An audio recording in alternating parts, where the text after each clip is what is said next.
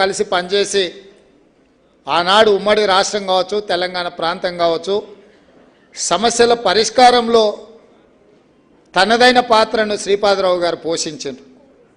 అందుకే ఈరోజు ఇన్ని సంవత్సరాల తర్వాత కూడా వారిని అభిమానించే వాళ్ళు, వారిని గుర్తు చేసుకునే వాళ్ళు, వారిని పివి నరసింహారావు గారిని గుర్తు చేసుకున్న తర్వాత వారిని కూడా గుర్తు చేసుకోవడం అంటే వారు నిర్వహించిన పాత్ర కీలకమైనది, బాధ్యతాయుతంగా వారు నిర్వహించింది.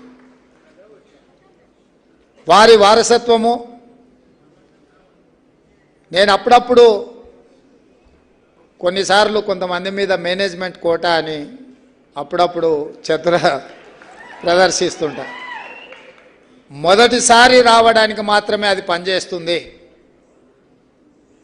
శ్రీధర్ బాబు గారు కూడా అనుకోని పరిస్థితుల్లో శ్రీపాదరావు గారి పుత్రుడిగా మొదటిసారి శాసనసభకి ఎన్నికైనా తర్వాత మెరిట్ స్టూడెంట్గా తన మెరిట్ నిరూపించుకొని ఉమ్మడి రాష్ట్రంలో మంత్రిగా కీలక బాధ్యతలు నెరవేర్చిండు. ఈనాడు తెలంగాణ రాష్ట్రంలో మొదటిసారి ఏర్పడ్డ కాంగ్రెస్ ప్రభుత్వంలో అన్నీ తానే నడిపిస్తున్నాడు. మీకు అందరికీ తెలిసి ఇంతకుముందు మిత్రుడు శ్రీనివాసరెడ్డి గారు చెప్పకనే చాలా విషయాలు చెప్పిండు.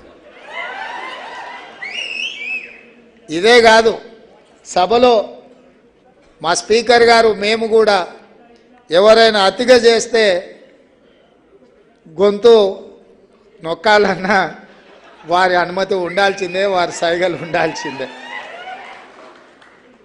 అంటే ఈరోజు ఐటీ మినిస్టర్గా, ఇండస్ట్రీస్ మినిస్టర్గా, శాసనసభ వ్యవహారాల మంత్రిగా, అన్నిటికంటే ముఖ్యంగా నేను మొదటిసారి ముఖ్యమంత్రి అయిన గతంలో నాకు ఎలాంటి అనుభవం లేదు, మంత్రిగా కానీ ఇతర ప్రభుత్వాన్ని నడిపించిన పరిపాలనమైన అనుభవం లేదు. కానీ వారు ఎంబడి ఉండి వారి సలహాలు, సూచనలు, వారి సూచన మేరకి రాష్ట్రాన్ని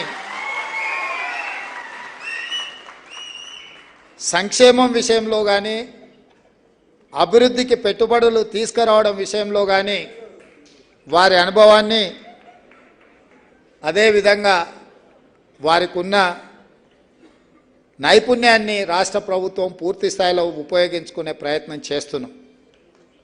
వారు ఈరోజు నిజంగా శ్రీపాదరావు గారు పైనుంచి చూస్తే శ్రీధర్ బాబు గారు ప్రయోజకుడైండు, ఇంకా ఈ తెలంగాణ రాష్ట్ర నిర్మాణంలో కీలక పాత్ర పోషించాలి అని